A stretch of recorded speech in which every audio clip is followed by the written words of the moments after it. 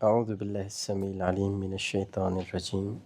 من همزه ونفخه ونفثه بسم الله الرحمن الرحيم إن ينصركم الله فلا غالب لكم وإن يخذلكم فمن ذا الذي ينصركم من بعده وعلى الله فليتوكل المؤمنون إن اگر ینصرکم وہ مدد کری تمہاری اللہ فلا تو ہرگز نہیں غالب آنا والا لکم تم پر وَإِن اور اگر یخذلکم وہ تمہیں چھوڑ دے فمن تو کون ہے ذا الذی وہ جو کہ ینصرکم وہ تمہاری مدد کرے من بعدہ اس کے بعد وعلی اللہ اور اللہ پر ہی فلیتوکل چاہیے کہ بھروسہ کریں المؤمنون مومنین۔ لاسٹ آیت میں یہی بات ہوئی تھی کہ فَإِذَا عَزَمْتَ فَتَوَكَّلْ عَلَى اللَّهِ، جب ارادہ کر لیں تو پھر مشورہ کر لیا، پلان کر لیا، اب جب ارادہ کر لیا تو پھر اللہ پر توکل کریں، بے شک اللہ محبت کرتے ہیں متوکلین سے۔ اب اللہ اگلی بات کر رہے ہیں کہ تم نے مشورہ کیا، جو سارا کچھ تم نے کیا اور تم اپنے پلانز کی بات کر رہے ہو،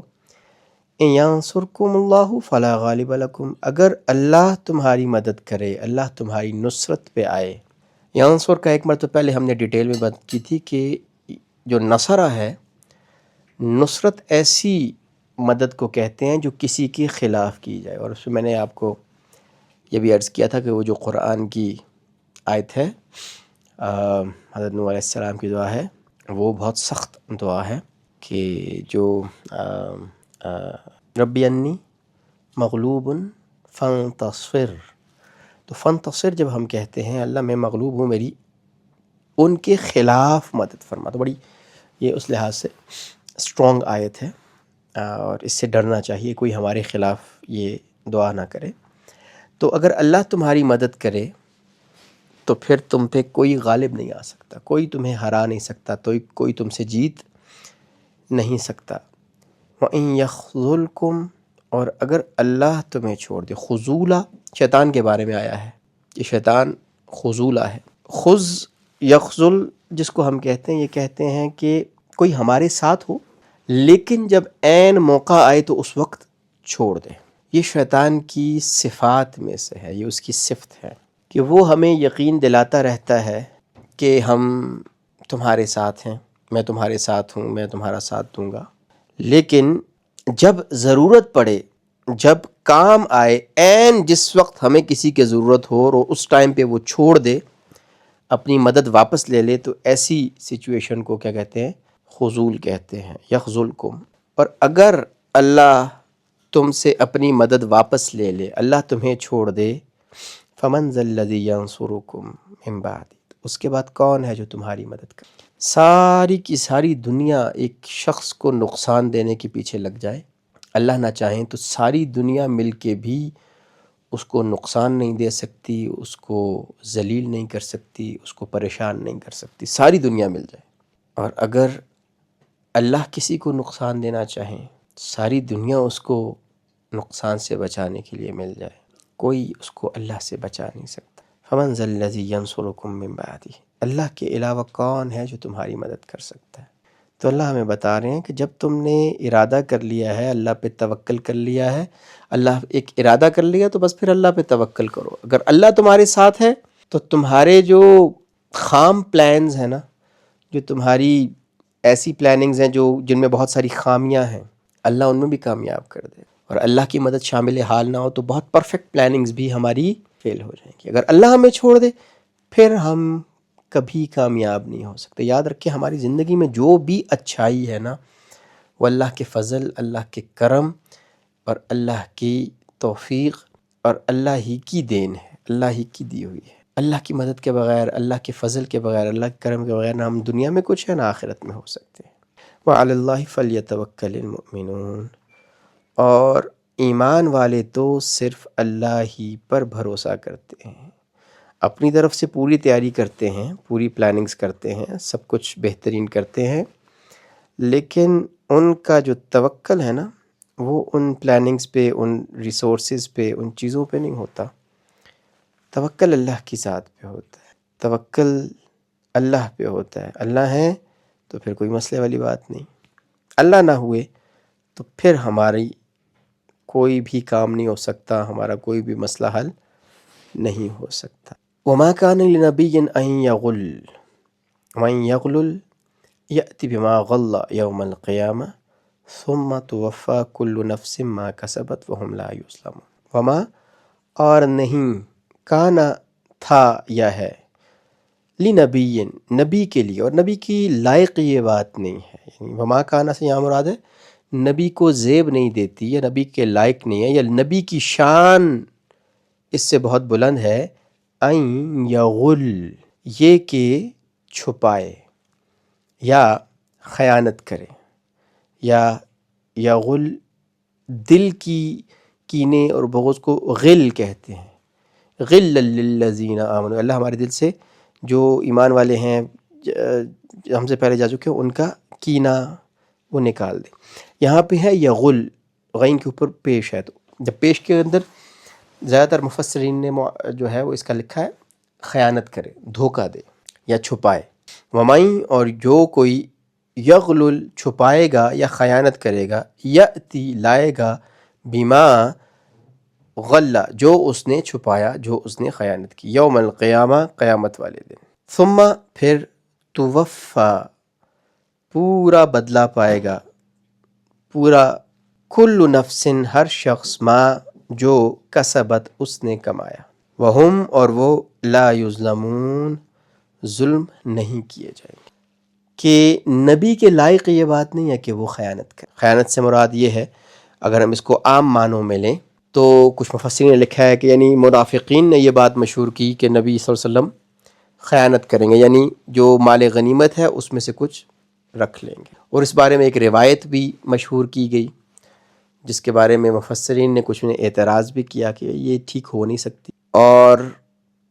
یعنی کہ منافقین نے ایک بات مشہور کی کہ ایک چادر گم ہو گئی مال غنیمت میں سے جو بڑی اچھی تھی، تو کسی نے کہا کہ شاید یہ نبی صلی اللہ علیہ وسلم نے لے لی، تو اس کے بارے میں مفسرین کہتے ہیں یہ آیا کہ وما کان لنبی ان یغل، کہ یہ نبی کے لائق نہیں ہے کہ وہ خیانت کرے، بغیر بتائے چیز لے لے۔ لیکن اس پہ مفسرین نے کہا ہے کہ یہ بات اس لیے درست نہیں معلوم ہوتی کہ منافقین اتنے بھی بے وقوف نہیں تھے کہ نبی صلی اللہ علیہ وسلم کے اوپر ایک ایسا الزام لگائیں جس کو ماننے کے لیے کوئی بھی تیار نہ ہو، اور ایک حقیر سی چیز یعنی ایک چادر نبی صلی اللہ علیہ وسلم چرا لیں گے، نعوذ باللہ من ذالک۔ تو اس لیے کہ نبی صلی اللہ علیہ وسلم تو نبوت ملنے سے پہلے بھی صادق اور امین کے لقب سے مشہور تھے، اتنے امانت دار تھے، تو نبی صلی اللہ علیہ وسلم کیسے ان پہ الزام لگایا جا سکتا ہے کہ انہوں نے چادر کی خیانت کر لی؟ تو کچھ مفسرین کہتے ہیں کہ یہ جو اس کی تفسیر ہے وہ درست نہیں ہے۔ کچھ مفسرین ایک اور طرف گئے ہیں، اور وہ غزوہ احد سے متعلق ہے، اور دوسری بات یہ کہ غزوہ احد میں تو مال غنیمت تھا ہی کچھ نہیں، ابھی بات تو غزوہ احد کی چل رہی ہے، مال غنیمت تو غزوہ بدر میں ملا تھا، تو اس لیے اس کانٹیکسٹ کے اندر یہ والی تفسیر اس کی صحیح نہیں بیٹھتی۔ اس سے ملتی جلتی ایک تفسیر جو یہ بہت کم مفسرین نے اس طرف اشارہ کیا ہے، اور وہ یہ ہے کہ یہ خطاب یا یہ بتایا ان کو جا رہا ہے وہ جو تیر انداز تھے، وہ جو اترے تھے، یعنی ان کے دل میں شاید یہ آیا تھا کہ ایسا نہ ہو کہ نبی صلی اللہ علیہ وسلم جو ساتھ وہاں پہ مال غنیمت کلیکٹ کر رہے ہیں ان کو بانٹ دیں اور ہم رہ جائیں، تو ان کو کہا جا رہا ہے کہ وما کان لنبی ان یغل، نبی کی یہ شان نہیں ہے کہ وہ خیانت کرے، یعنی آپ کا حق بنتا ہو تو آپ کو نہ دے اور آپ کا حق جو ہے وہ دوسروں کو دے دے، لیکن یہ بھی کوئی اتنی اسٹرانگ انٹرپریٹیشن نہیں ہے۔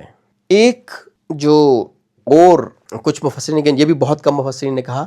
کہ یہاں سے مراد یہ ہے کہ نبی، اور یہ چھپانے کے اعتبار سے، چھپانا نبی صلی اللہ علیہ وسلم نے کیا چھپا سکتے ہیں، کہ ایسا نہیں کہ کوئی وحی اتری ہو اور نبی صلی اللہ علیہ وسلم اس کو چھپا دیں، ایسا نہیں پاسبل، نبی کے لائق یہ نہیں ہے، یعنی یہ ایک اور انٹرپریٹیشن ہو سکتی ہے یغل کی، چھپانے کی، کہ نبی صلی اللہ علیہ وسلم کے پاس سب سے قیمتی چیز کیا تھی؟ وحی تھی، اللہ کا کلام تھا، تو اللہ کے نبی کے نبی کے لائق نہیں ہے کہ جو کچھ ان کو دیا جائے، جو ان کو کہا بھیجا جائے، ان میں سے کچھ بھی وہ چھپا لیں اور امت کو نہ بتائیں، یہ ان کے لائق نہیں ہے۔ لیکن یہ بھی کم انٹرپریٹیشن ہے. زیادہ جو مفسرین نے وہ جو پہلی بتائی تھی خیانت کے اعتبار سے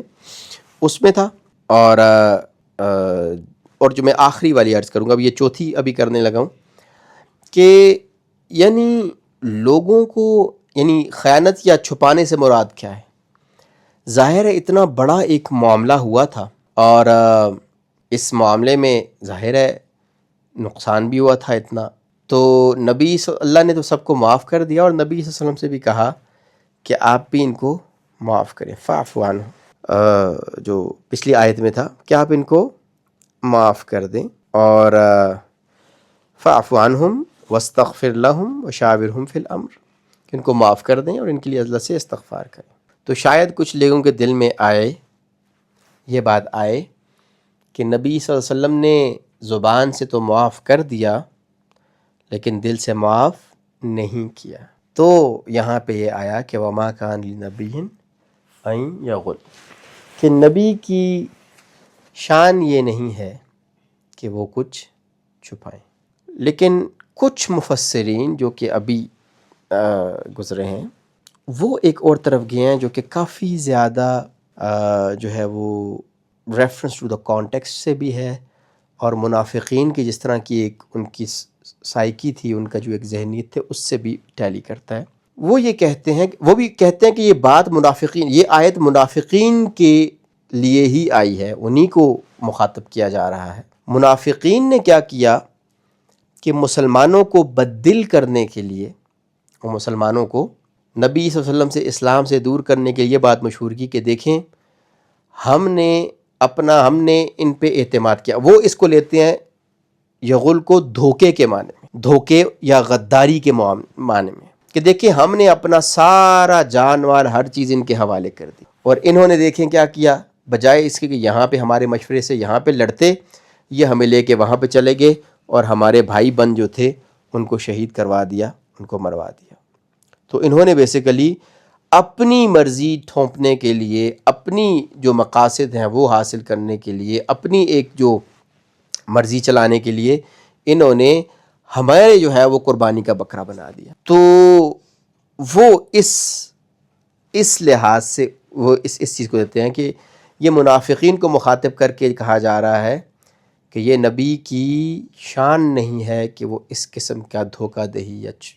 چھپانا یا خیانت کرنا وہ کرے. وَإِن يَغْلُلْ يَأْتِ بِمَا غَلَّ يَوْمَ الْقِيَامَةِ, اور جو کوئی جو چیز چھپائے گا, خیانت کرے گا, دھوکہ دے گا, تو وہ اسی چیز کو قیامت والے دن لے کے آئے گا. یہاں سے تعویل عام بہت امپورٹنٹ سٹارٹ ہو رہی ہے. وہ تو پچھلی بات تو ہوگی کہ نبی کے لائق یہ نہیں ہے کہ وہ کوئی دھوکہ دے یا خیانت کرے یا کسی بات کو چھپائے. لیکن اگلی بات جو ہے نا یہ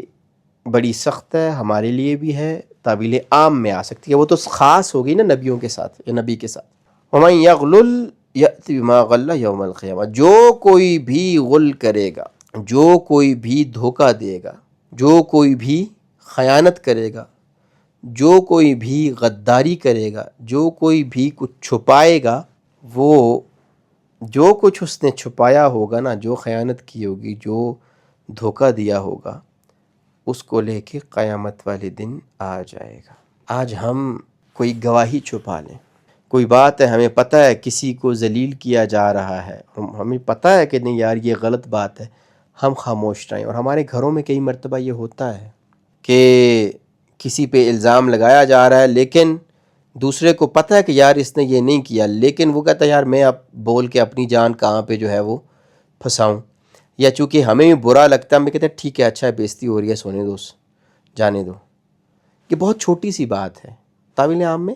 ہمیں بہت چھوٹی سی بات لگتی ہے, لیکن اگر اس آیت کے تناظر میں ہم دیکھیں وَإِن يَغْلُلْ يَأْتِ بِمَا غَلَّ يَوْمَ الْقِيَامَةِ, کئی مرتبہ ہم چھوٹی چھوٹی چیزوں کی خیانتیں کر لیتے ہیں, ایک اپنے پاس رکھ لی دوسرے کو بتایا ہی نہ. جو بھی خیانت ہے, جو بھی دھوکہ ہے, جو بھی ہم چھپاتے ہیں, میں نے کسی کو کوئی چیز بیچی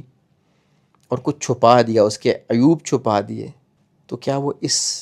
کے تناظر میں اگر ہم بڑی اس کو ہر ڈیفرنٹ وے میں دیکھیں تو کیا اس میں نہیں آتا؟